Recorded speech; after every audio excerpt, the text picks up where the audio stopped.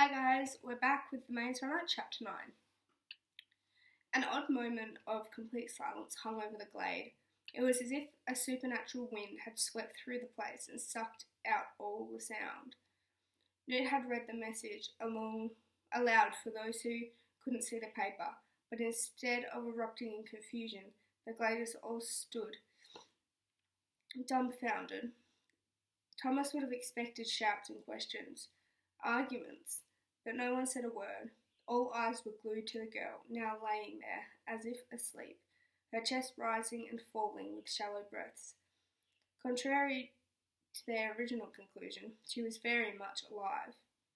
Newt stood, and Thomas hoped for an explanation, a voice of reason, a calming presence, but all he did was crumble the note in his fist, veins popping from his skin as he squeezed it, and Thomas's heart sank. He wasn't sure why, but the situation made him very uneasy. Albie cupped his hands around his mouth.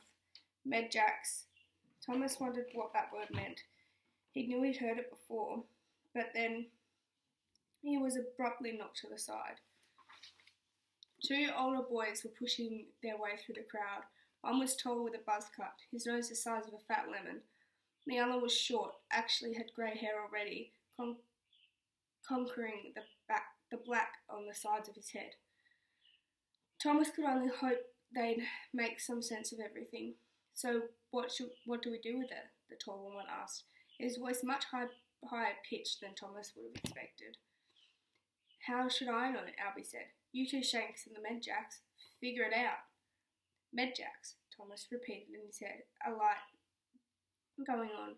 They must be the closest things they have to doctors. The short one was already on the ground, kneeling beside the girl, feeling for her pulse, and leaning over to listen to her heartbeat. Who said Clint had first shot at her? Someone yelled from the crowd. There were several barks of laughter. I'm next. How can they joke around? Thomas thought. The girl's half dead. He felt sick inside. Albie's eyes narrowed, his mouth pulled into a tight grin that didn't look like it had anything to do with humour. If anyone touches this girl, Albie said, you're going to spend the night sleeping with the grievers in the maze. Banished, no questions. He paused, turning a slow circle as if he wanted every person to see his face. Nobody better touch her. Nobody. It was the first time Thomas had actually liked hearing something come out of Albie's mouth. The short guy who had been referred to as a Medjack, Clint, if the spectator had been correct, stood up from his examination. She seems fine, breathing okay, normal heartbeat, though it's a bit slow. Your guess is as good as mine, but I'd say she's in a coma. Jeff, let's take her to the homestead. His partner Jeff stepped over to grab her by the arm while Clint took hold of her feet. Thomas wished he could do more than just watch. With every passing second, he doubted more and more that what he'd said earlier was true. She did seem familiar. He felt a connection to her, though it was impossible to grasp in his mind. The idea made him nervous, and he looked around as if someone might have just heard his thoughts. On the count of three, Jeff the taller Medjack was saying, his tall frame looking ridiculously bent in half, like a praying mantis. 1, 2, 3. They lifted her with a quick jerk, almost throwing her up in the air. She was obviously a lot lighter than they'd thought, and Thomas almost shouted at them to be more careful. Guess we'll have to see what she does, Jeff said, to no one in particular. We can just feed her soupy stuff if she doesn't wake up soon. Just watch her closely, Newt said. Must be something special about her, or they wouldn't have sent her here. Thomas's gut clenched. He knew that he and the girl were connected somehow. They'd come a day apart. She seemed quite familiar. He had a consuming urge to become a runner, despite learning so many terrible things. What did it all mean? Albie leaned over to look in her face once more before they carried her off. Put her next to Ben's room and keep a watch on her day and night. Nothing better happened without me knowing about it. I don't care if she talks in her sleep or takes a clunk. You tell me. Yeah, Jeff muttered, and then he and Clint shuffled off to the homestead, the girl's body bouncing as they went, and the other gladers finally started to talk about it, scattering as theories bubbled through the air. Thomas watched all this in mute contemplation. A strange connection he felt wasn't his alone. The not-so-veiled accusations thrown at him only a few minutes before proved that he was that the others suspected something too. But what? He was already completely confused. Being blamed for things only made him feel worse. As if reading his thoughts, Albie walked over and grabbed him by the shoulder. "You ain't never seen her before?" he asked. Thomas hesitated, then he answered, "No, not that I know of." He hoped his shaky voice didn't betray his doubts. What if he did know her somehow? What would that mean? "You sure?" Newt prodded, standing right behind Albie. No, I don't think so. Why are you grilling me like this?" All Thomas wanted right now was for the night to fall so he could be alone, go to sleep. Albie shook his head, then turned back to Newt, realising his grip on Thomas's shoulder. "Something's whacked. Call a gathering." He said it quietly enough that Thomas didn't think anyone else heard, but it sounded ominous. Then the leader and Newt walked off, and Thomas was relieved to see Chuck coming his way. "Chuck, what's a gathering?" He looked proud to know the answer. "It's when the keepers meet. They only call one when something weird or terrible happens." "Well, I guess today fits both of those categories pretty well." Thomas's stomach rumbled, interrupting his thoughts. "I didn't finish my breakfast. Can we get something to eat? I'm starving." Chuck looked up at him, his eyebrows raised. "Seeing that chick wig out made you hungry? You must be more psycho than I thought." Thomas sighed. "Just get me some food." The kitchen was small but had everything one needed to make a hearty meal. A big oven, a microwave, a dishwasher, a couple of tables. It seemed old and run down, but clean. Seeing the appliances and the familiar layout made Thomas feel as if memories, real, solid memories, were right on the edge of his mind.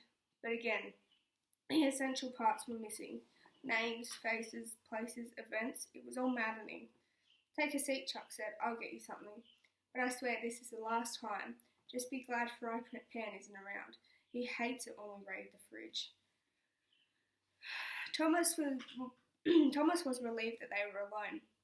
As Chuck fumbled about with the dishes and things from the fridge, Thomas pulled out a wooden chair from a small plastic table and he sat down. "This is crazy. How can this be for real? Someone sent us here. Somebody evil."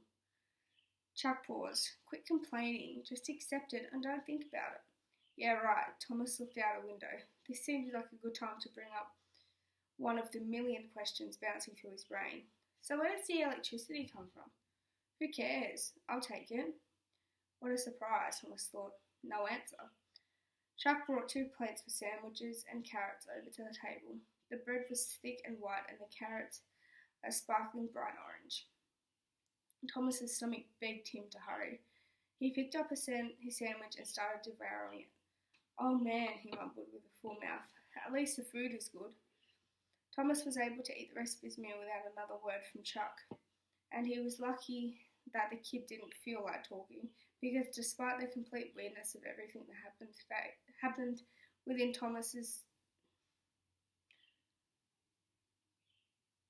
Despite the complete weirdness of everything that had happened within Thomas's known reach of memory, he felt calm again.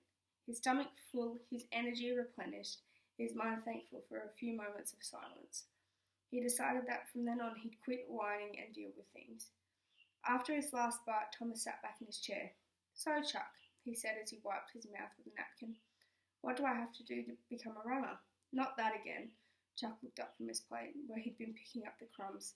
He let out a low gurgly burp that made Thomas cringe. "Albie said I'd start my trials soon with different keepers." "So when do I get my shot with the runners?" Thomas waited patiently to get some sort of actual information from Chuck. Chuck rolled his eyes dramatically, leaving no doubt as to how stupid an idea he thought that would be. "They should be back in a few hours. Why don't you ask them?" Thomas ignored the sarcasm, digging deeper.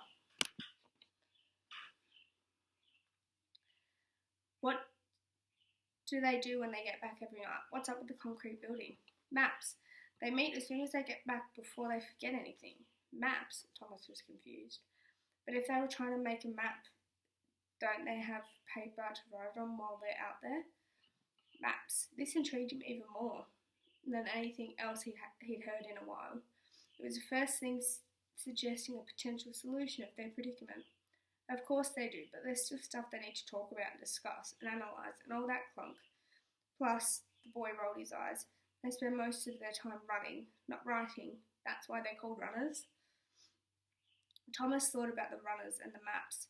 Could the maze really be so massively huge that even after 2 years they still hadn't found a way out? It seemed impossible, but then he remembered what Albie said about the moving walls.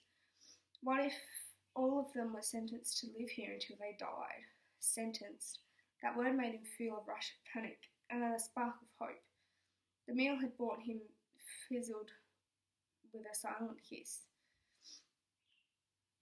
Chuck, what if we're all criminals? I mean, what if we're murderers or something? Huh? Chuck looked up at him as if he were a crazy person. Where did that happy thought come from? Think about it. Our memories are wiped. We live inside a place that seems to have no way out, surrounded by bloodthirsty monster guards.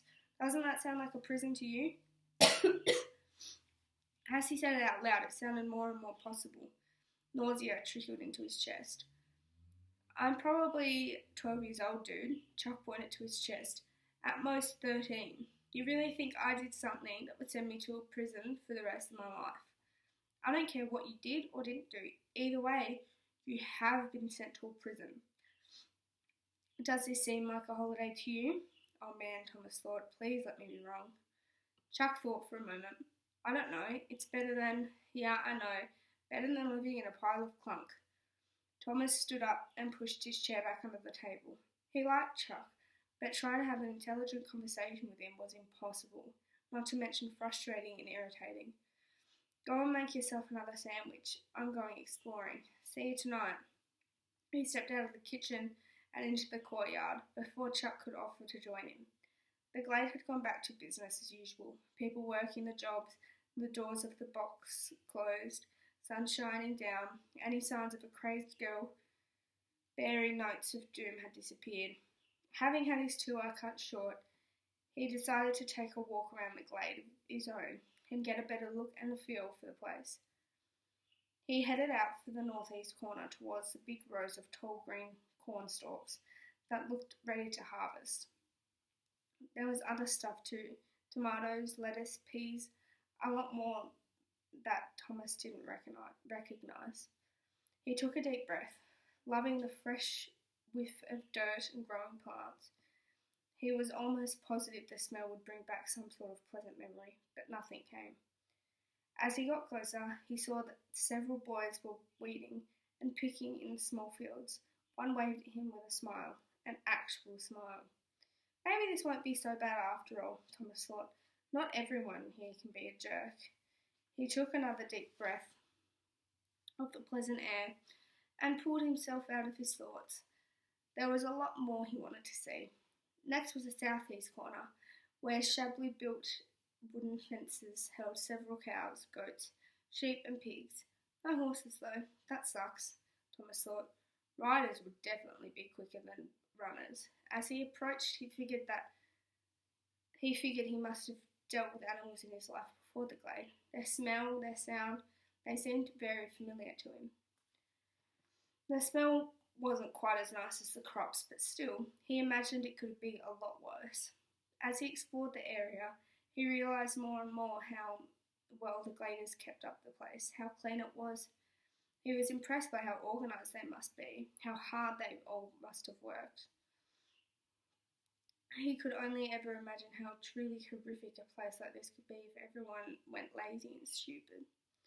Finally, he made it to the southwest quarter, near the forest. He was approaching the sparse skeletal trees in front of the denser wood when he was startled by a blur of movement at his feet, followed by a hurried set of crackling sounds.